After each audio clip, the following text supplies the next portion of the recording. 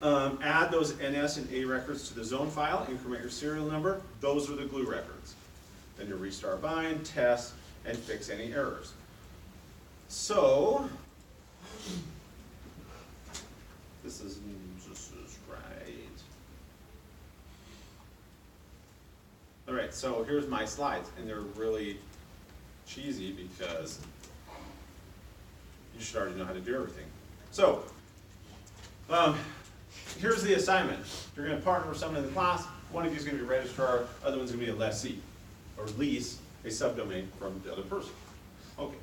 So here is what the lessee would do. You would contact the registrar, either via email or in person. I think email is nice because then you could maybe write down this information for them.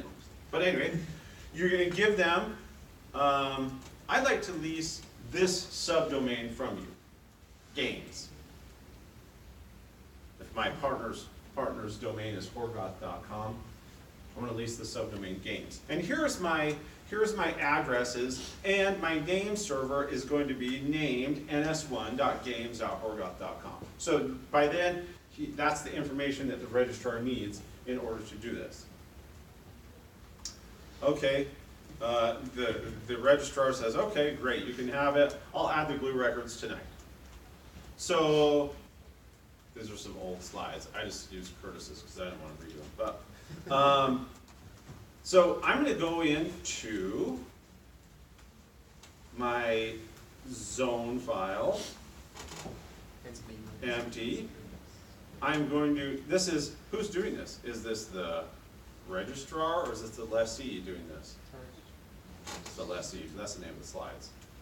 This is what the lessee is doing. So we haven't got to the registrar's part yet. And in fact, the registrar just has to add a couple of glue records. But I'm going to go build this out as if he's already delegated to me. So we do the same file like we've done before, right? But we make sure to change our SOA line up here, maybe our serial number, make sure we have our NS records in with the trailing dot, and add a couple records that we can do, a couple A records we can do lookups with.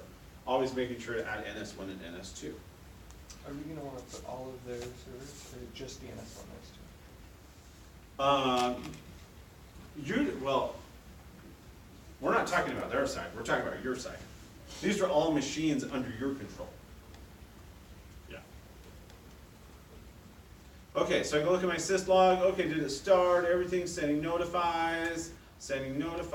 Oh, well, okay, horgoth.com though. I didn't see that in there, or games.horgoth.com, whatever. Oh, well, we didn't go into here and add another namely.conf.local. We need to add another zone declaration. So, oh, there's my reverse, we've done that. There's my normal domain. And, okay, now I'm going to add the zone for games.horgoth.com. Okay, we know how to do that. Then I'll restart bind again, and I'll make sure my syslog, loaded serial number, awesome. We could do some dig tests to make sure that it's passing. Now, I can't do any upstream dig tests until my registrar actually has the glue record in. But I can query my name server directly to see if it's answering okay. Okay, what else? Did we change anything else there? Oh, now we're on the slave. Sorry, we're going to go over to slave, make the same addition there, and make sure we have that record in. Restart bind, look at your syslog. We see that the transfer came through, and do our dig test. Then we wait for our registrar to confirm that everything's been registered. Then we can start doing some upstream dig tests and make sure it passes as well. So I told you those were cheesy, and hopefully you know how to do it by this point because we've already done it twice. So this side we've done 2 times. This is the 3rd time we've created an authoritative master and slave for a domain. There was nothing new there. That was all the same stuff we've done before. However, to function as a registrar, it's also not that complicated. So here I get my message from my partner. They've given me the information. Okay, so it's It's not the games.horgoth.com, but it's the same thing. Hey, registrar, can I get this subdomain from you, Ubuntu? Okay, yeah, I'll set the glue records tonight. So this is what the registrar will do after we've agreed to do that. We're going to go into our zone. Now, this is where there's some common misunderstanding as to what to add here. So which zone is being leased? Or what's the domain that's being delegated? Ubuntu. So without even looking, what will be the name of the zone? Probably be the name of the zone file that the registrar would go edit. db.dsutux.us. That's the zone that's going to contain where we add the glue records to delegate this subdomain of this zone to somebody else. Okay, so I'm going to go in and edit that. We have all our A records, MX records. Down at the bottom, this is what the glue records look like. This is all that the glue records look like. There's a lot of confusion as to what I actually add here. If you go look at DNS Simple 2, you will see this is the exact same format as the email I asked you to send me with that fred.it, whatever. Exact same format. So this says, hey, I am adding a subdomain called Ubuntu. The name servers for this subdomain are identified as ns1.ubuntu, no trailing dot there. And ns1.ubuntu is located at this IP address. ns2 located at this IP address. Okay, so I will increment my serial number, I will restart bind, I will look at my syslog, make sure that there wasn't any errors.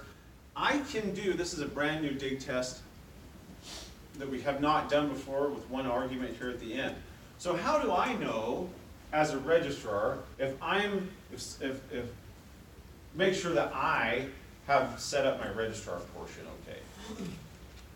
And this is the way you can do it. So you can do a dig test at this machine, ask it if I can get an NS entry, excuse me, for that domain, ubuntu.dsutux.us. And then plus no recurse. What's that mean? Don't do recursion. Don't do the whole lookup thing. Just stay on this machine and see if it can tell me who the NS records are for that domain are. They should be able to because we just put them in our zone file. And anyway, some other dig tests. So let's go look at the assignment then. Right. We're gonna do both probably then? Yeah. Okay. In this assignment, you'll act as a registrar for a classmate. You'll also be authoritative for another domain using a classmate as a registrar. One thing that I would do to simplify it, so you don't get confused, is I would agree to delegate to one classmate and agree to, or ask someone else to delegate to you, someone else. Now, theoretically, you could have two people that I delegate to you, you delegate to him, but you can get confused quite easily if that happens. Okay, agree to register a domain name for a member of the class. Note that this domain will be a subdomain of your given domain.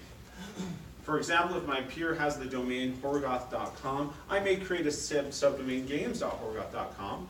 I would give my peer the name of my two name servers, ns1.games.horgoth and ns2, and their IP addresses like I've shown you in the slides. Configure your master authoritative server to be the master for your new domain. We know how to do that. 4 more addresses, I don't care if those IP addresses actually have systems behind them. We're just going after the lookup. Configure your slave authoritative server correctly. Allow hosts from any IP address to look up information about your domain. Okay, this is all pretty standard. The master should automatically notify. That's part 1. Part 2, become a registrar. So in part 1, you were registering a domain name with someone in the class. Part 2 is someone else is doing that to you. You're being a registrar for somebody else. Allow at least one class member to lease a subdomain from you.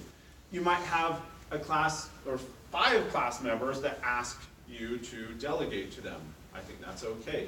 You should be able to do 20 lines just as easy as 4 lines. You will delegate authority for the subdomain to your lessee.